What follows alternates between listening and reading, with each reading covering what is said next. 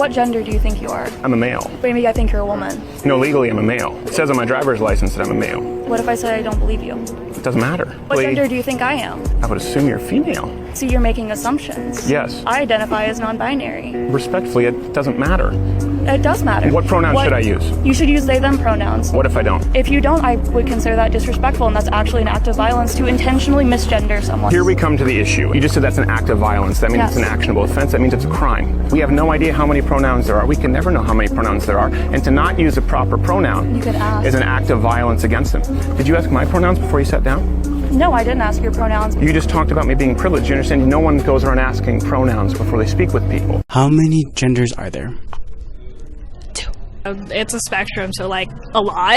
Can you name me a few? You can be man, female. You could be there's so many. A demi-girl, a demi-boy.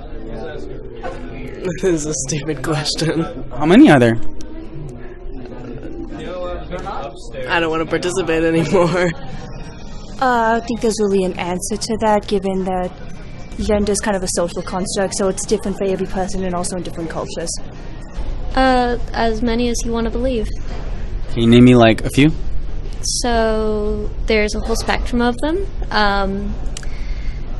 Obviously, there are many. There's a lot. So name me a few.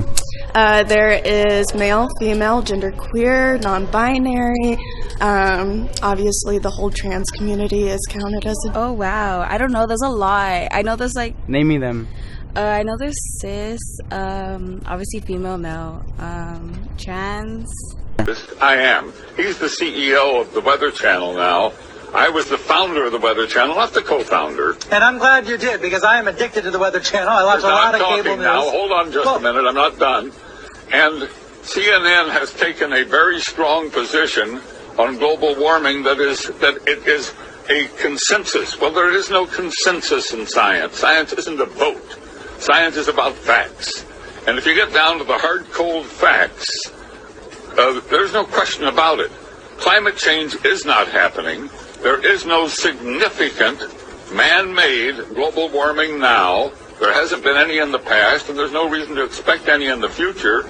There's a whole lot of baloney, and yes, it has become a big political point of the Democratic Party and part of their platform, and I regret it's become political instead of scientific, but the science is on my side. I don't think we're going to come to a conclusion about the topic right here. What I do wonder, though, is when you see... because you wouldn't allow it to happen on CNN.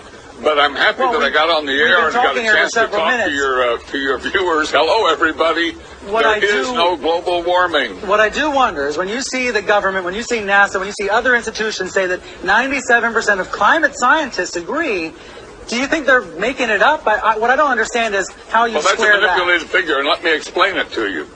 The government puts out about $2.5 billion directly for climate research every year. It only gives that money to scientists who will produce scientific results that support the global warming hypothesis of the Democrat Party position. So they don't have any choice. If you're going to get the money, you got to support their position. Therefore, 97% of the scientific reports published support global warming. Why? Because those are the ones the government pays for, and that's where the money is. It's real simple, but that doesn't mean it's right. That doesn't make it true.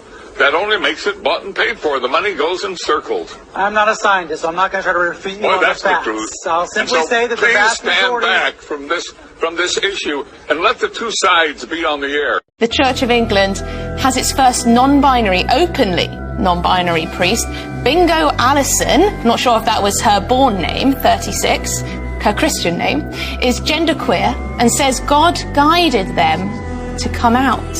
Good morning and welcome to the Church of St Margaret of Antioch in Toxteth. And today is Transgender Day of Visibility.